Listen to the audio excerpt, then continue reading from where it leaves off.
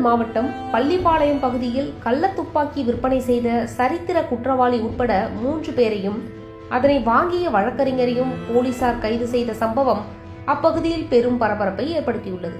பள்ளிப்பாளையத்தைச் சேர்ந்த சரித்திர குற்றவாளி ராகுல் என்பவரிடம் நாமக்கல் பகுதியைச் சேர்ந்த மௌலிஷ் என்பவர் உரிமமற்ற கள்ளத்துப்பாக்கியை விற்பனை செய்யுமாறு கூறியதாக தெரிகிறது. இதன்படி ராகுலும் அவரது நண்பர்களான வெப்படை பகுதியைச் சேர்ந்த சஞ்சய், வசந்த் ஆகியோரும் சேர்ந்து வெப்படை பகுதியைச் சேர்ந்த வழக்கறிஞர் பாஸ்கரிடம் துப்பாக்கியை விற்பனை செய்துள்ளனர். முன்பணமாக 20,000 ரூபாய் பெற்றுக்கொண்டு தோட்டாக்களை வழங்குவதாக கூறிவிட்டு சென்றவர்கள் மீண்டும் வரவில்லை. இதற்கிடையே பள்ளிப்பாளையம் போலீசாருக்கு கள்ள துப்பாக்கி விற்பனை குறித்த ரகசிய தகவல் கிடைத்தது.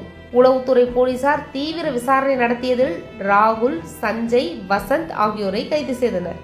அவர்கள் அளித்த தகவலின்படி வழக்கறிஞர் பாஸ்கரிடம் விசாரணைக்கு சென்ற போலீசார் குற்றவாளிகள் கைது செய்யப்பட்டதை அறிந்த பாஸ்கர் துப்பாக்கியை வாய்க்கால் நீரோட்டத்தில் போட முயன்ற போது கையும் களவுமாக பிடித்தனர்.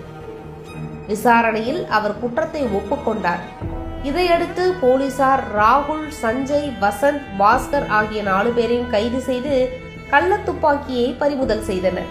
துப்பாக்கியை கொடுத்த மௌலிஷ் ஏற்கனவே வேறு குற்ற வழக்கில் சிறையில் உள்ளதால் கைதான 4 பேரையும் குமாரபாளையம் குற்றவியல் நீதிமன்றத்தில் ஆஜர்படுத்தி 15 நாட்கள் நீதிமன்ற காவலில் அடைத்தனர்.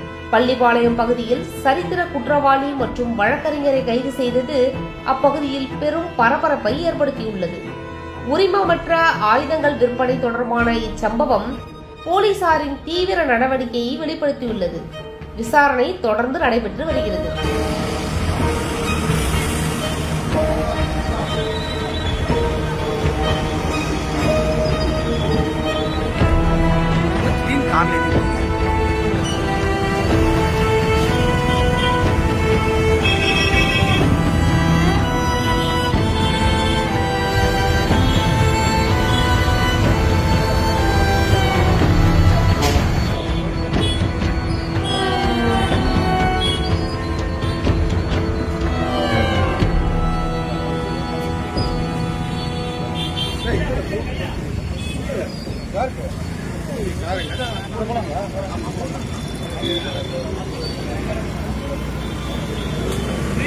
இறங்க